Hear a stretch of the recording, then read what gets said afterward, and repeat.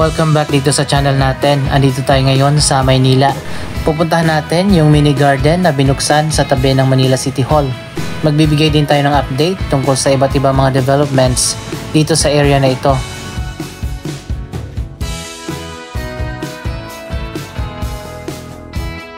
Andito pala tayo ngayon sa harap ng National Museum of Fine Arts, isa sa pinakamaganda na neoclassical building dito sa ating bansa.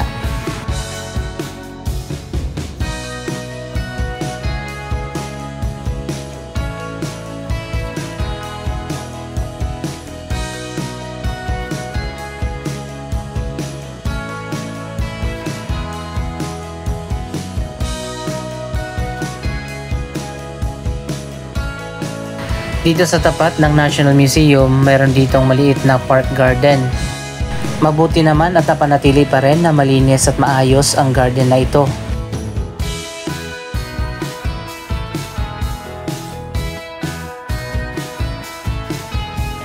Dito naman sa kabila, meron ditong public art installation, isang tribute sa tatlong mga bayani dito sa ating bansa, ang tatlong paring martir noong panahon ng Kastila, sina Gomez, Burgos at Zamora.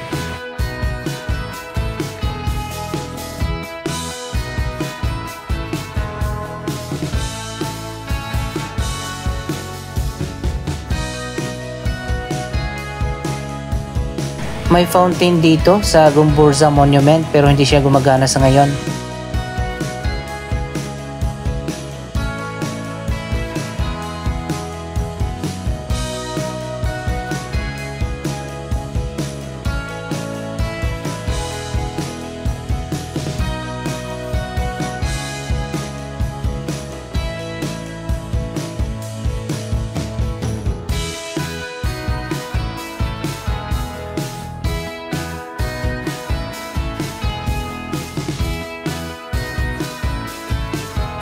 Alam nyo ba, bago pa naging National Museum ang building na ito, naging tahanan muna ito ng House of Congress bago pa lumipat doon sa bagong House of Representatives building sa May Batasan, Quezon City. Mula 1926 hanggang 1972, ginamit ito ng Kongreso.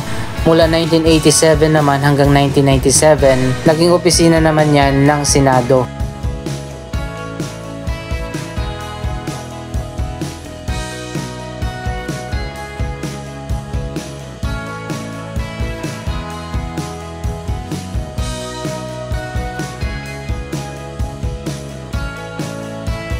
Sana lahat ng mga lugar sa Maynila magkaroon ng maliliit na park at garden na katulad nito.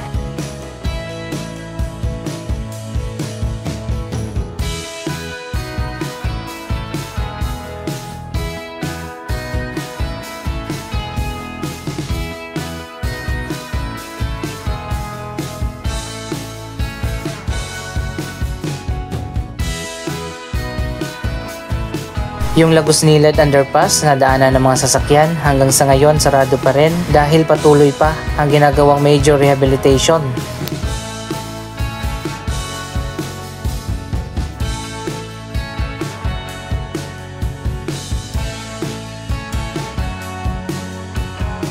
Tatagal pa ng ilang buwan bago matapos ang ginagawang rehabilitation dito sa Lagos Nilad Underpass.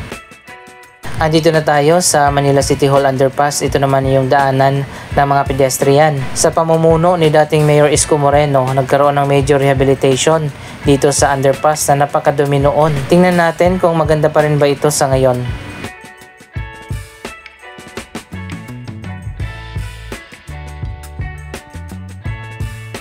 Maraming dumadaan dito sa underpass dahil nasa tapat ito ng Manila City Hall.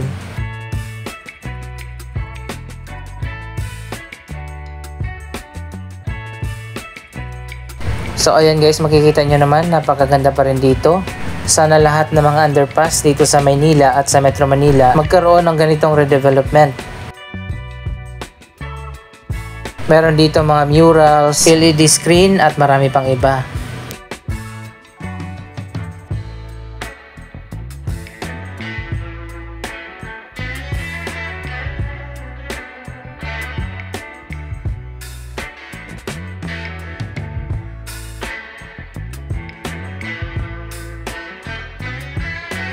Kung maalala nyo dati, napakadumi at napakasikip at ang daming basura dito sa underpass na ito. Mabuti na lang at nilinis na ito at nagkaroon na ng major redevelopment.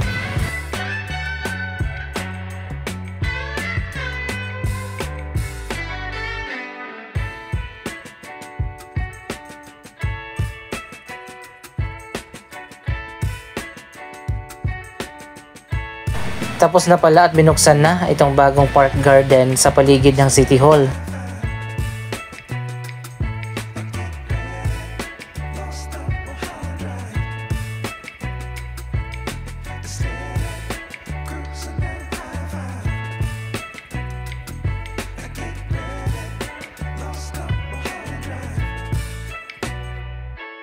Ito na ngayon ang bagong park garden sa paligid ng Manila City Hall.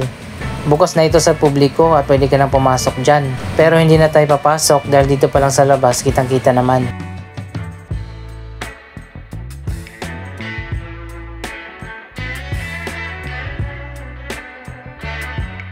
Meron pa ditong signage at meron ding fountain.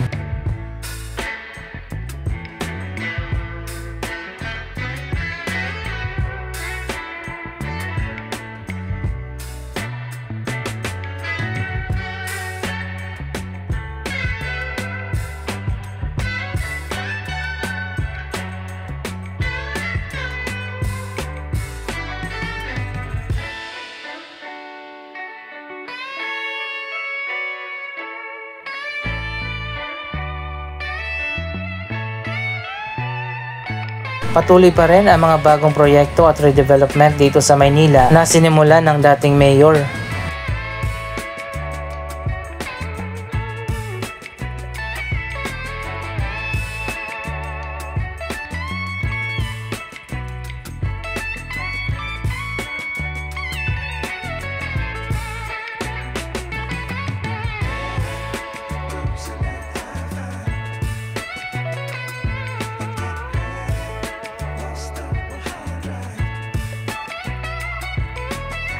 Isa sa mga naipaayos na at nagkaroon na rin ng major redevelopment ang Kartilya ng Katipunan o Bonifacio Monument.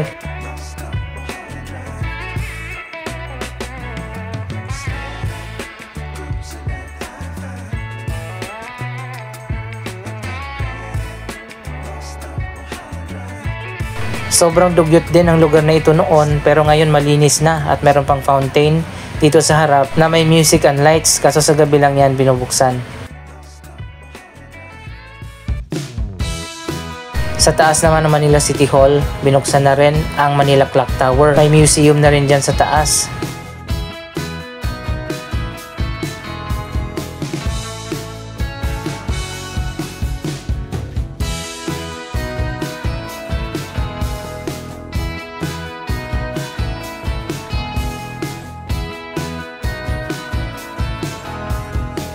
Malinis at maganda na ang Bonifacio Monument malapit sa City Hall.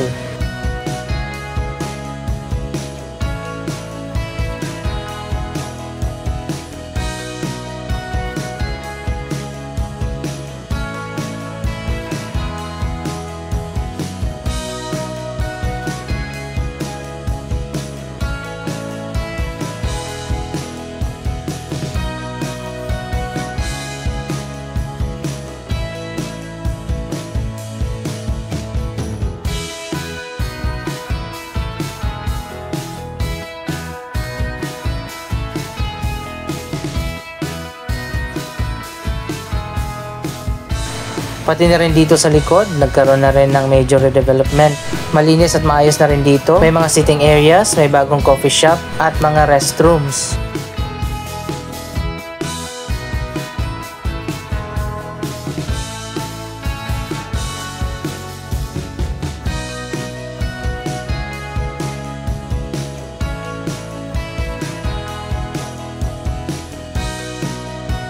If you're wondering kung anong itsura dito sa likod ng Bonifacio Monument, ayan, papakita natin.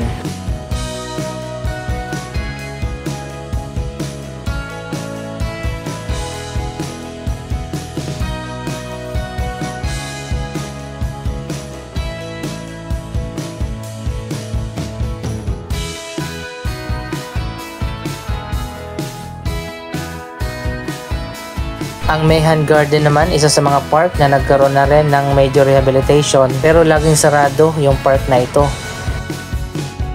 Isa pa sa mga underpass dito sa Maynila ang Loton Underpass pero sa ngayon hindi pa ito nagkaroon ng rehabilitation. Ayan, makikita nyo naman ang kaibahan ng Loton Underpass kumpara doon sa City Hall Underpass.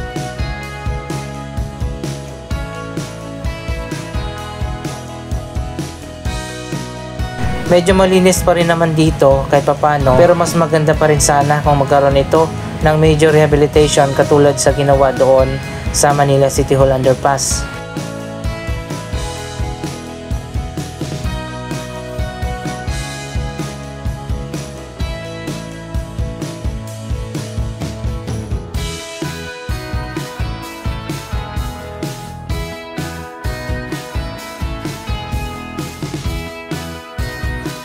Mas mahaba at mas maluwag ang underpass na ito at pwede dito magkaroon ng mga stores dahil sa lawak nito.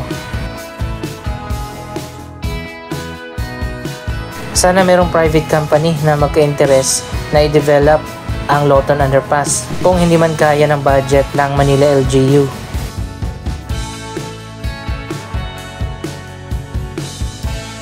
May ibang part dito na tumatagas at tumutuloy yung tubig kaya kailangan pa rin talaga na magkaroon dito ng major redevelopment.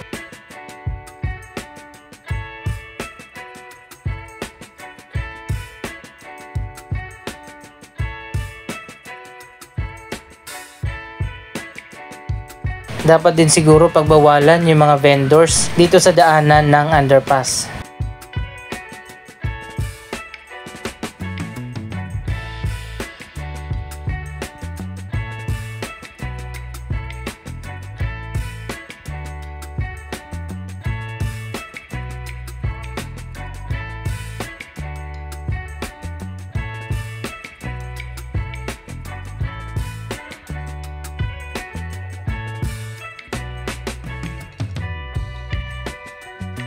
Papunta na tayo sa may Liwasang Bonifacio, also known as Plaza Loton.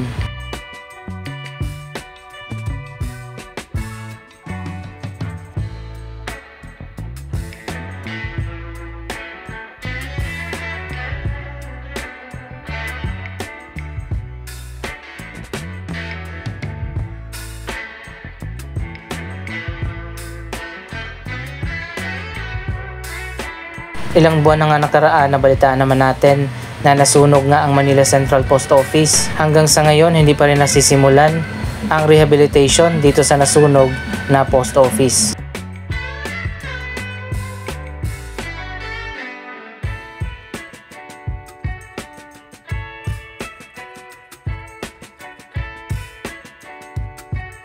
Ang Liwasang Bonifacio naman o Plaza Loton ay napabayaan na. Makikita naman natin ang daming basura dito sa ngayon.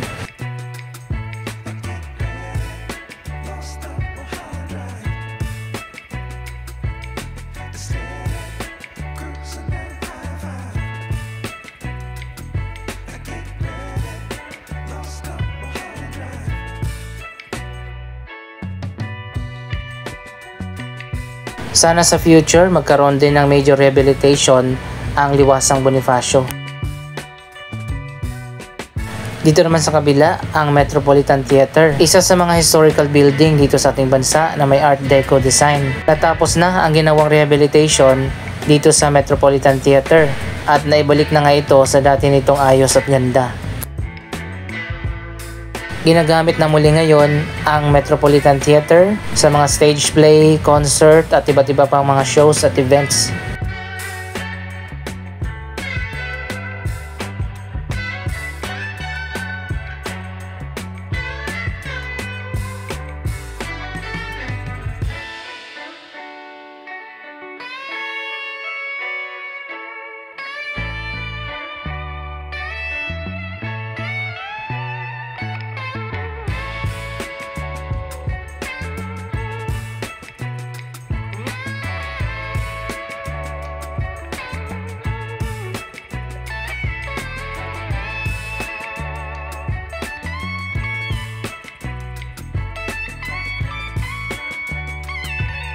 So yan guys, yan muna ang latest at naipakita natin yung mga good side at bad side dito sa Maynila. Anong masasabi nyo dito? Mag-comment lamang dyan sa baba ng inyong mga reaksyon.